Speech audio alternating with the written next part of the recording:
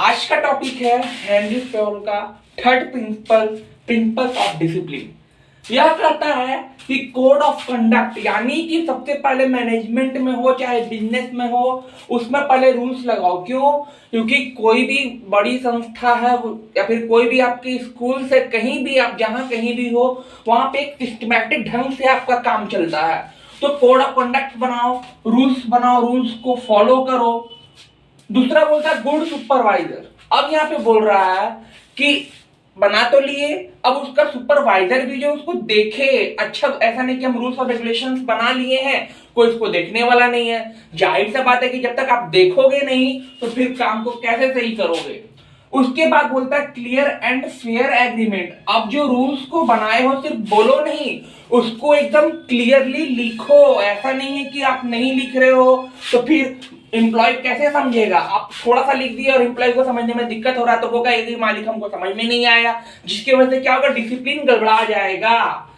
अब यहाँ पे कहता है पेनल्टी लास्ट, कि डिसिप्लिन तो बन गया, पेनल्टीज भी लगाओ यदि रूल्स को फॉलो नहीं कर रहा हो, चाहे वो टॉप लेवल का मैनेजमेंट हो, चाहे वो आपका मिडिल लेवल हो, चाहे वो आपका बॉटम लेवल हो।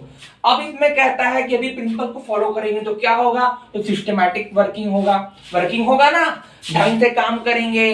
प्रिंसिपल जो रूल्स रेगुलेशन है 10 बजे आने का टाइम है 10 बजे आएंगे, फिर इफिशियंसी बढ़ेगा। आप सही से काम करोगे, जाहिर सी बात है आपके इफिशियंसी लेवल बढ़ेंगे ही बढ़ेंगे।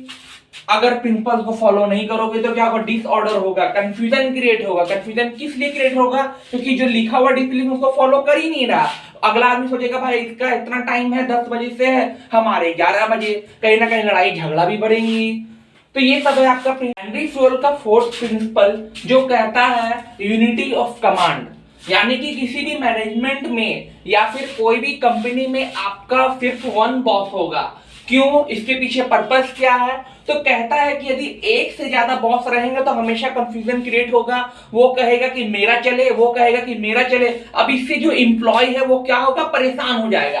तो यह कहता है employee should receive order from one boss, यानी कि ऑर्डर भी लेना तो वन बॉस से, और should be accountable to one boss, यानी कि आप जवाबदेही भी दोगे तो सिर्फ एक बॉस को दोगे। ऐसा नहीं कि उसको दिए मिस्टर ए, मान के चलो कि एक कंपनी में 3 बॉस है, mister A, mister B, mister C. अब जो एम्प्लॉय है क्या करता है कि बी को झूठ बोलता है कि सर हम सी को जवाब दे दिए हैं, सी को झूठ बोलता सर मिस्टर ए को हम जवाब दे चुके। तो ऐसे में क्या होता है कि हमेशा कंफ्यूजन क्रिएट होगा, और कंफ्यूजन क्रिएट होगा तो मैनेजमेंट आपका सही से नहीं होगा।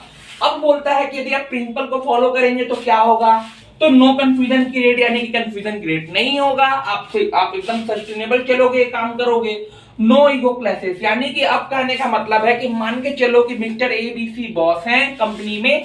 अब यहाँ पे क्या हो रहा है कि अब मिस्टर ए को लगता है कि एम्प्लॉय को हमसे पूछना चाहिए, जबकि एम्प्लॉय पूछता है सी से। अब यहाँ पे क्या कर रहा है, ईगो हर्ट हो रहा है, और ईगो हर्ट होगा तो काम करने में मजा नहीं आएगा। एंड अगर प्रिंसिपल को फॉलो नहीं करोगे तो क्या होगा, हमेशा कंफ्यूजन क्रिएट होगा। कंफ्यूजन क्रिएट होगा तो आप सही से काम नहीं कर पाओगे।